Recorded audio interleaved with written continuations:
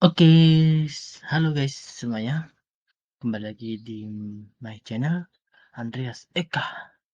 Kali ini saya bakal membahas materi semester 1 kelas 11 yakni teks prosedur. Oke, tadi apa sih itu teks prosedur? Teks prosedur merupakan sebuah teks yang berisi dengan cara, tujuan, atau membuat untuk melakukan sesuatu dengan hal-hal demi langkah yang tepat secara berurutan sehingga menghasilkan sesuatu tujuan yang diinginkan. Teks prosedur terdapat pada tulisan yang mengandung cara, tips, atau tutorial melakukan bagian tertentu. Dalam teks tersebut terdapat kata imperatif atau perintah apa yang harus kita lakukan atau harus kita perbuat dalam melakukan langkah-langkahnya. Dan selanjutnya, apa sih tujuan teks prosedur? Tujuan teks prosedur bertujuan untuk memudahkan pembaca maupun mendengar agar dapat mengikuti langkah atau perintah dari isi teks yang bertujuan, sehingga kita bisa menginginkan pembaca maupun mendengar ya. Sampai sini sudah paham?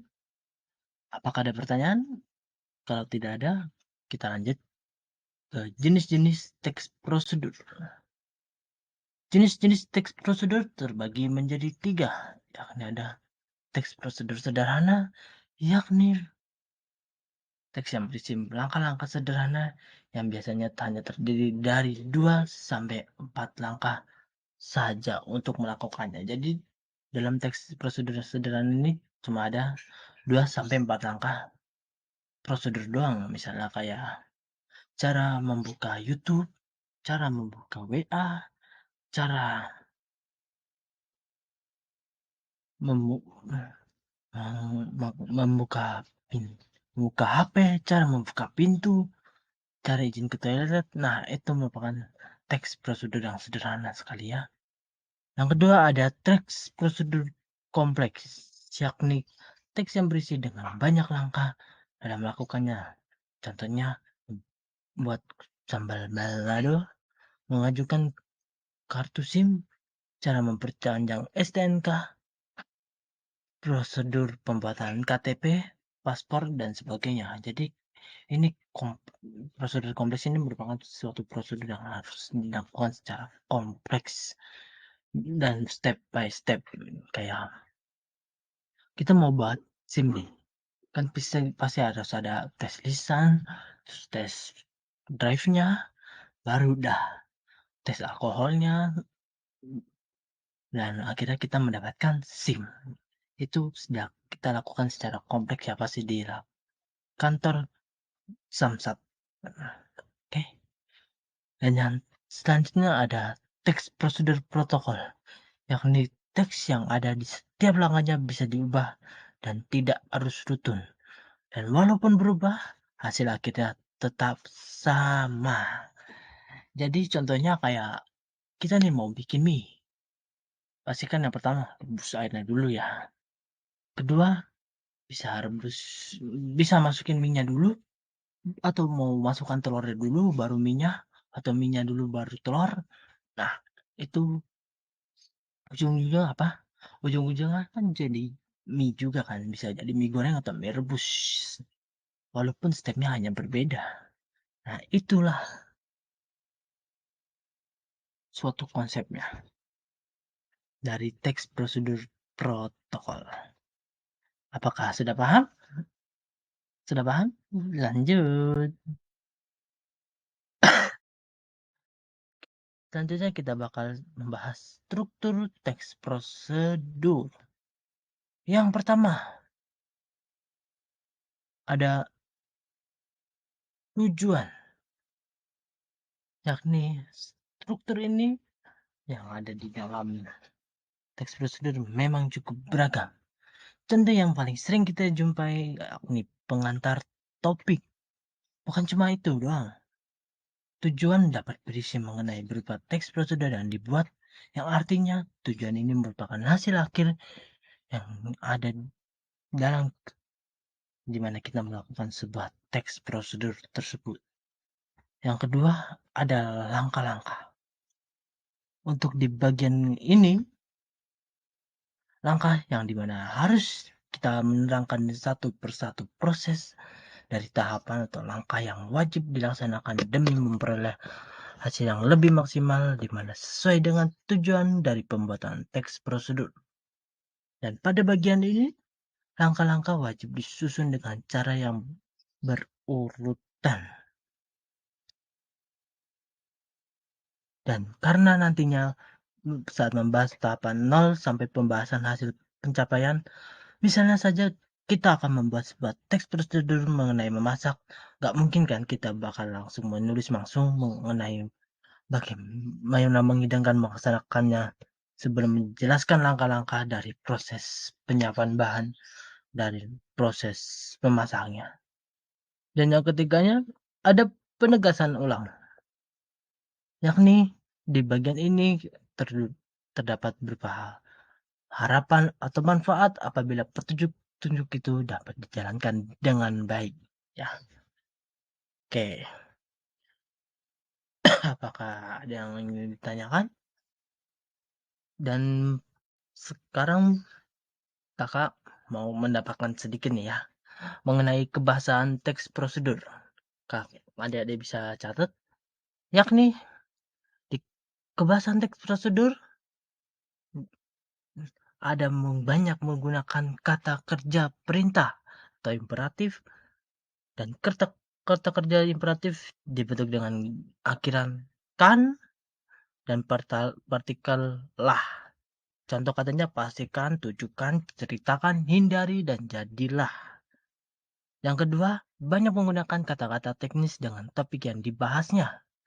Kata teknis contohnya adalah seperti tanya jawab, saat wawancara, verbal dan verbal, atau bahasa tubuh dan negosiasi seperti di materi kelas 10 semester 2.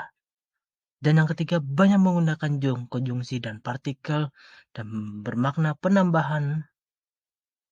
Dan konjungsi penambahan sebuah konjungsi bermakna tambahan yang dimana untuk menggabungkan kalimat sederhana menjadi kalimat kompleks.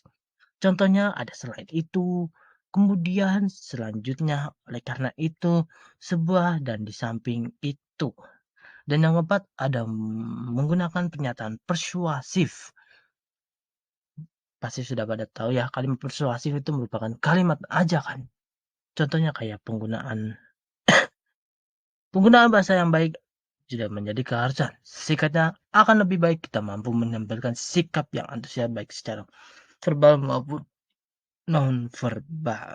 Oke. Oke, berikut tambahan dari kakak.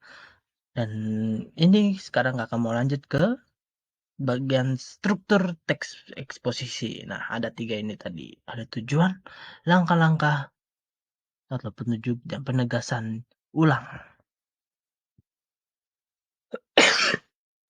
Dan selanjutnya, kakak bakal ada salah satu contoh teks prosedur dari teks ini.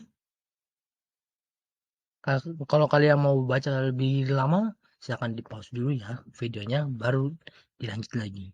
Kita akan menganalisis dari sebuah contoh teks prosedur, yakni cara membuat bingkai foto dari kardus bekas. Oke, kita mau menganalisa apakah ini sesuai struktur atau enggak. Yang pertama di bagian pertama kan ada tujuan. Nah, kalian bisa lihat di paragraf pertama, bingkai foto atau yang lebih sebagai figura adalah sebuah tepi dekoratif untuk memasang, melindungi, dan memajang sebuah gambar foto atau lukisan. Jadi ini sebuah tujuan kenapa sih penulis ini mau membuat bingkai foto dari kardus bekas, dan ini merupakan satu tujuannya. Yang kedua ada bahan-bahannya. Oke. Selanjutnya di strukturnya ada langkah-langkah. Nah, di sini sudah ada cara pembuatan, yakni mengukur kardus, terus mengukur kaca, memotong 2 lembar kardus, membuat sekat, memakai lem, dan masih banyak lagi sampai terbentuknya bingkai foto ini.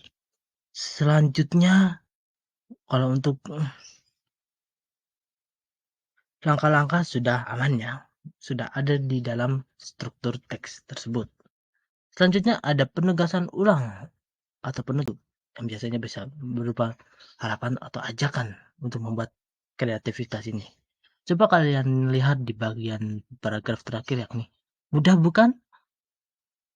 Mudah bukan berarti tidak menarik. Hanya dengan manik-manik pita di dua sudut dengan satu warna namun memberikan kesan elegan dan rapi. Dan kalian juga bisa membuat dengan lebih indah jika kamu benar-benar menggunakan kreativitas. Jadi di sini ada harapan penulis bagi pembaca kalau mau membuat ini sebuah kreativitas harus perlu dijalankan. Oke. Ya, dan ini merupakan salah satu penegasan ulang yang disampaikan oleh penulis. Dan dapat kakak sampaikan kalau sebuah contoh ini merupakan contoh yang sangat sesuai dengan struktur teks eksposisi.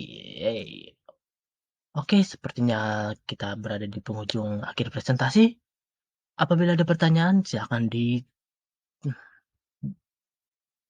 di kolom komentar. Sampai jumpa pada presentasi berikutnya. See you.